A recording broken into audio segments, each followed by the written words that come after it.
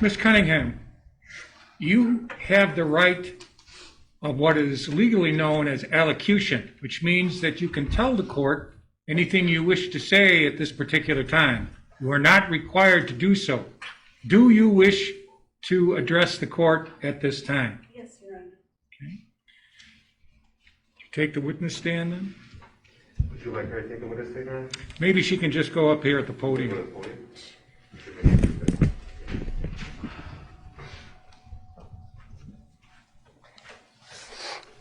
At this time, you have the right to address the court, so go ahead.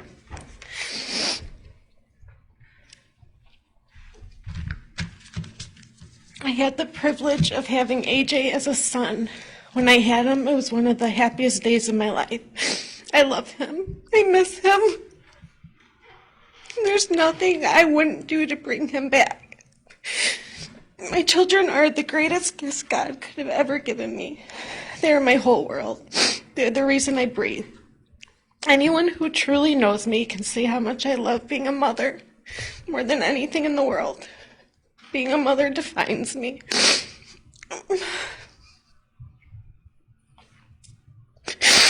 My children gave me a singleness of purpose, a love and inner joy that can never be replaced. My heart belongs entirely to them. All of my children are sacred, most precious treasures. I miss all of them so much. Words cannot describe it. AJ is smart, brilliant, handsome, funny, loving, special, beautiful, courageous, driven, talented, and absolutely loved. AJ carried a briefcase around every day because he was going to be a lawyer. He also wanted to be a garbage man, gas station attendant, doctor, and to work at the local donut shop. And he was convinced, along with all of us, that he could be anything that he wanted to be. I raised all of my children to do everything with love and joy. AJ's favorite donut is chocolate sprinkles. His favorite color is green. His favorite food is all food. He could never pick a favorite because he loved to eat everything. His favorite toys are Legos. And he also loved playing Archangel Michael with a sword. My heart and my mind are consumed with despair, pain, sadness, grief, unceasing anguish, and extreme remorse. There's a great sorrow in my heart. I will never be able to justify anything, nor do I ever want to. Through my negligence, my weaknesses, and failures, it created a host of problems for me. It's difficult to understand or describe, but I'll try. I've always felt abandoned, unloved, insignificant, forgotten, and rejected. I've been mentally and physically abused, all without a single moment of encouragement, which slowly drained my heart of joy and peace. We all thirst for love of others. I've always been made out to be society's throwaways or outcast. I spent a majority of my life on autopilot, hanging on by a thread.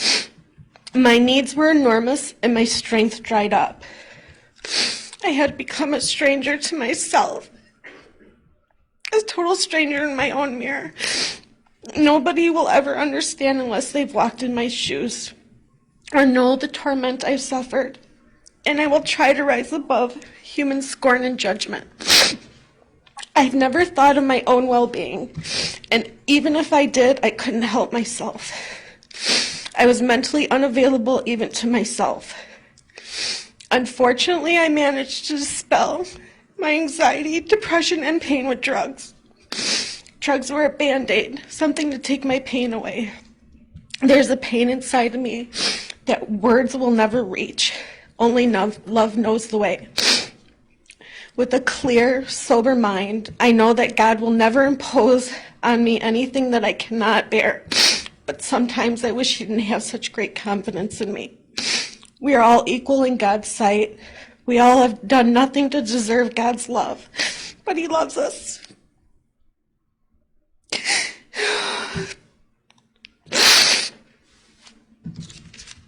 God promises to be with us through our sufferings and ultimately to make us strong, firm, and steadfast. God wants us to persevere and persist through pain, through sufferings, and through trials of life. I may not understand why God allows us certain struggles in our lives, but I will put my trust, wisdom, power, and understanding in Him. God uses us imperfect human beings in order to manifest ourselves. I am living proof of what mental and physical abuse can create in someone. I plead with everyone to help me tackle this cancer. I beg you with all my whole heart. Through this, I am more than ever moved by the grace of God. I have vowed to take this tragedy that I created and help whoever I can possibly help. I am a child of God. I am a loving, kind, passionate woman who has feelings and loves deeply. I'm human. I ask God to make me a better person every day and to give me my heart and joy back. As much as I deserve punishment, I believe I deserve help. Please help me. For we all are fragile instruments in God's hands and in need of God's mercy.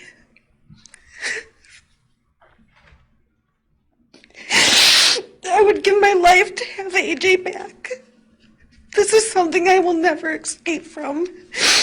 I am impacted forever by my horrendous choices. I cannot change the decisions of my past. I ask you to help me put back the million scattered pieces of my heart back together. I need love, not more pain. There is a much larger reality here. I'm trying to manage to fight my way through the confusion, and it's not so easy. I often read Proverbs 3:5. Trust in the Lord with all your heart and lean not on your own understanding. As I stand here with all the hurt and pain I've caused, I beg for forgiveness. Ask for compassion, love, and mercy. My heart and mind failed me and my loved ones, and unfortunately I cannot go back and change that. Not only do I ask for mercy, I ask you to not overlook all the good I have done. I need all the support, love, and guidance I can get. The poison of hate does not solve anything. I want my children to be proud of me. Thank you.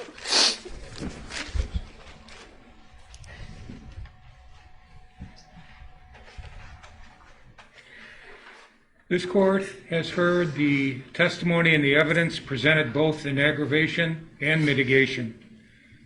The court has heard arguments of counsel. The court has given the defendant a right of allocution, which she has exercised. This court at this time will adjourn and consider the evidence and will take this matter under advisement until 1:30 tomorrow, Friday, July 17th. Court's in recess. All right. Court stands in recess. Thank you.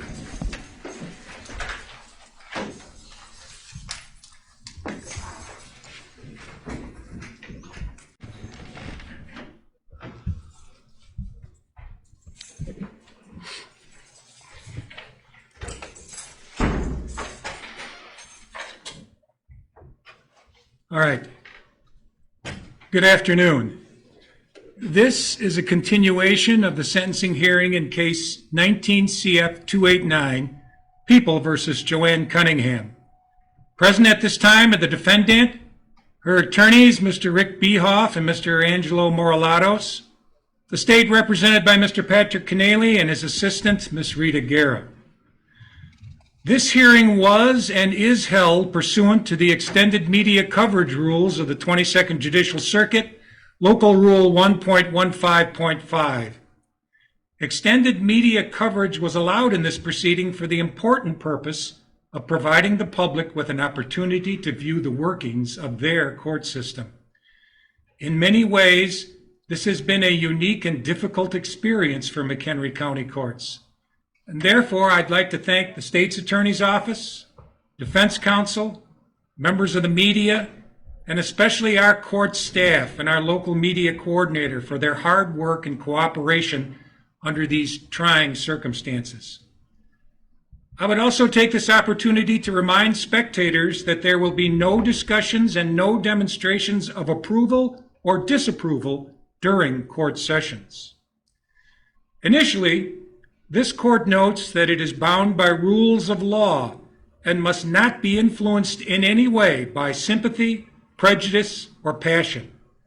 As such, the court must specify exactly what actions of the defendant are before this court for sentencing.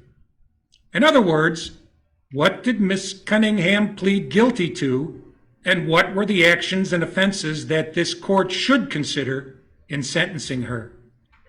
First, the court is aware that there was a specific partial negotiated plea in this case that included a sentencing range that was submitted to this court and to which the defendant pled guilty. Although Ms. Cunningham was initially charged by the state with a variety of offenses in a 20-count indictment, she entered her plea to a single charge. One of the other counts dismissed by the state charged her with intentional murder. To the terms of the partial negotiated plea, the intentional murder count, along with all the rest of the initial charges against Ms. Cunningham, was dismissed when the defendant pled guilty to count 2 of the indictment. As a result, Ms. Cunningham did not plead guilty to intentional murder and is before this court only on count 2 of the original 20-count bill of indictment. Count 2, the charge to which she did plead guilty, states that the defendant, quote, struck AJ Freund on or about his body, knowing that said acts created a strong probability of death or great bodily harm to AJ Freund, and did thereby cause the death of AJ Freund. Additionally, the charge of murder set forth in count 2 of the indictment was originally described as, quote, exceptionally brutal or heinous behavior indicative of wanton cruelty, unquote. That finding could have led to a sentencing range of up to natural life in prison. But as a result of the partial negotiated plea agreement, that description was removed from the indictment. The original charge of exceptionally brutal or heinous behavior indicative of wanton cruelty is thus no longer before this court. The court is also aware that under our law there are 3 separate definitions of first-degree murder.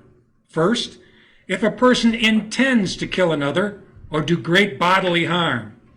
Second, if a person knows that his actions create a strong probability of great bodily harm or death. And third, if a person is attempting or committing another forcible felony, sometimes known as the felony murder rule. Each of these 3 definitions carries with it a different connotation of murder. Still, under our law, they all have the same potential sentence range, not less than 20 nor more than 60 years of incarceration.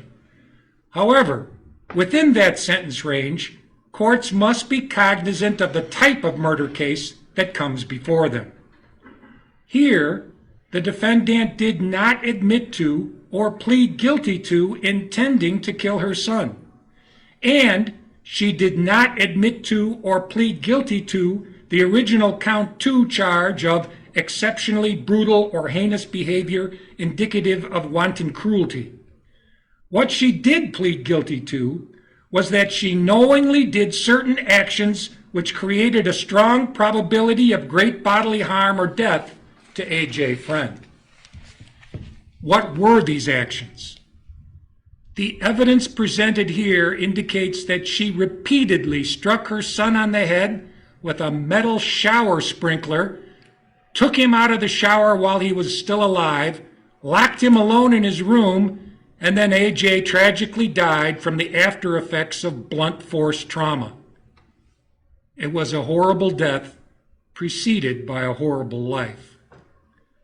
Still, to be clear, the single crime that is before this court today for sentencing has no finding that Ms. Cunningham intended to kill her son, and no finding that she committed the type of wanton cruelty that could have resulted in a sentence of imprisonment for natural life.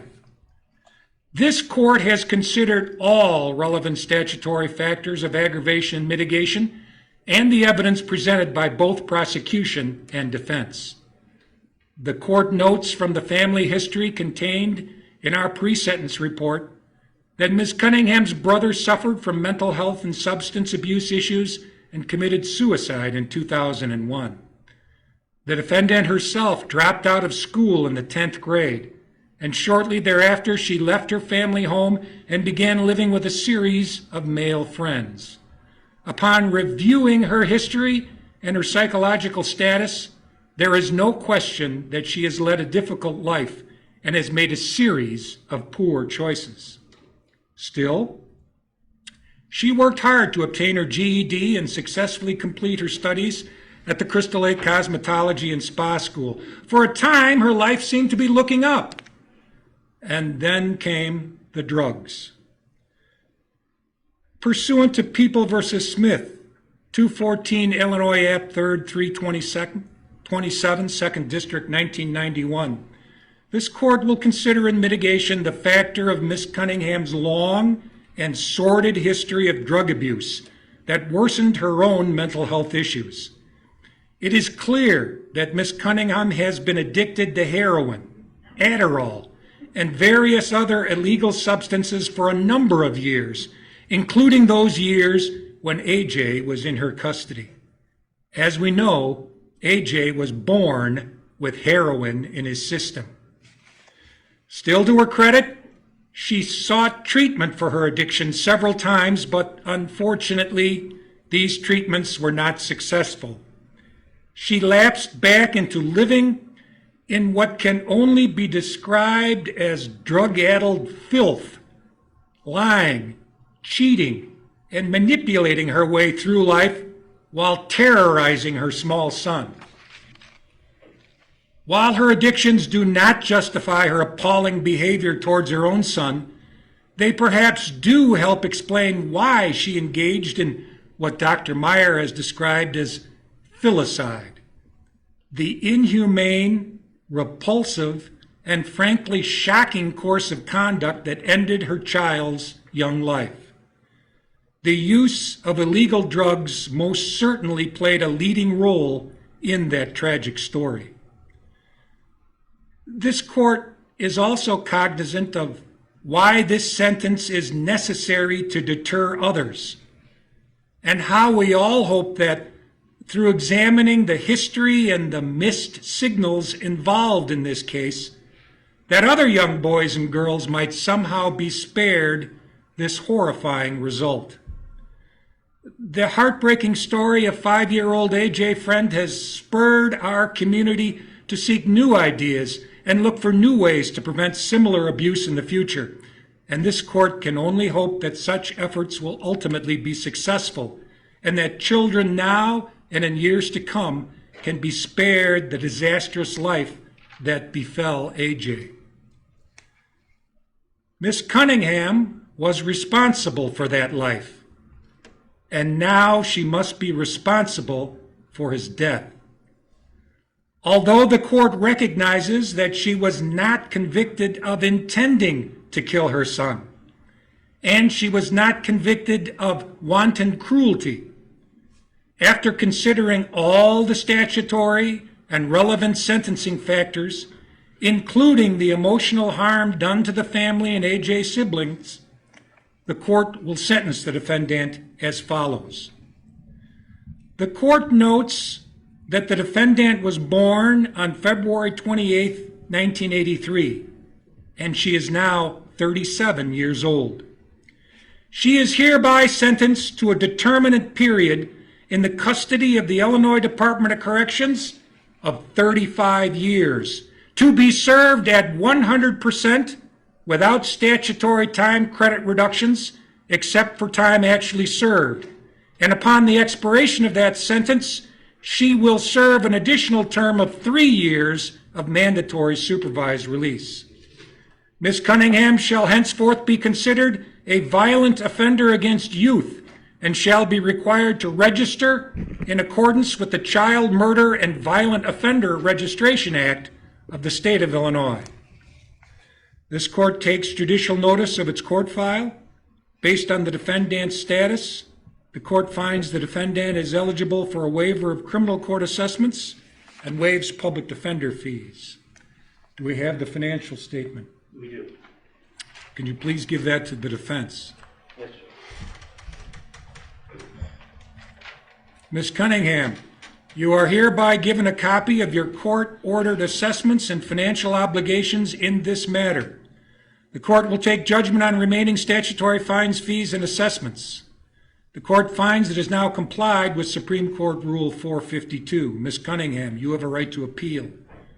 Before taking an appeal, you must file in the trial court within 30 days of today a written motion asking to have this court consider this sentence and to have the judgment vacated, and for leave to withdraw your plea of guilty, setting forth the grounds for your motion. If your motion is allowed, the sentence may be modified, or the plea of guilty sentence and judgment may be vacated, and a trial date may be set on the charges to which your plea of guilty was made. Upon the request of the state, any charges that may have been dismissed as part of your partial plea agreement may be reinstated and set for trial. If you are indigent, a copy of the transcript of your court proceedings will be provided without cost to you, and counsel may be appointed to assist you in the preparation of any motions or appeal. In any appeal taken from a judgment on your plea of guilty, your sentence, or your sentencing hearing, any issue or claim of error not raised in a motion to vacate the judgment and withdraw your plea of guilty may be deemed waived by the appellate court. Court will now be in recess for entry of orders. All right. Court stands in recess. Thank you.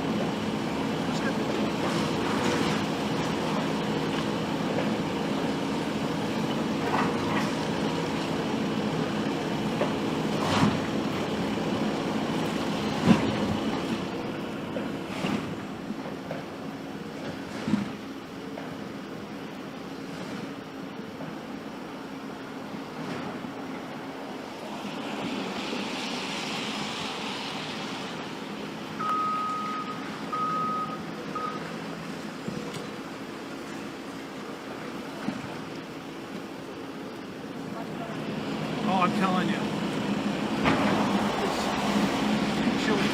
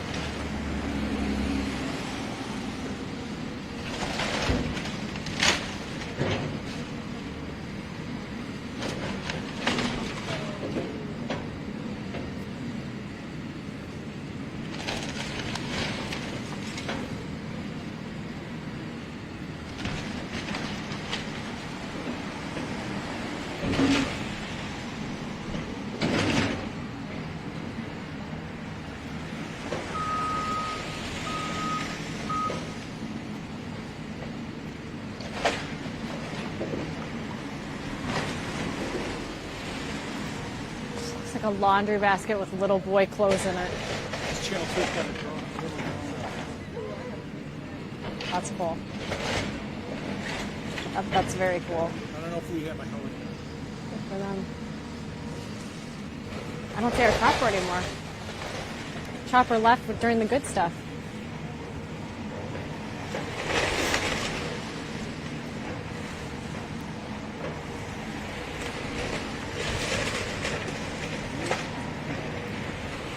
Yeah, I might as well wait to do my teeth because, like, it's gonna look stupid, right? Can you see it? Yeah, it won't, well, it's going to be gone. I could just pan the camera this way. I would do that. Just so you don't see the house. Let's just wait 5 minutes. It's fine.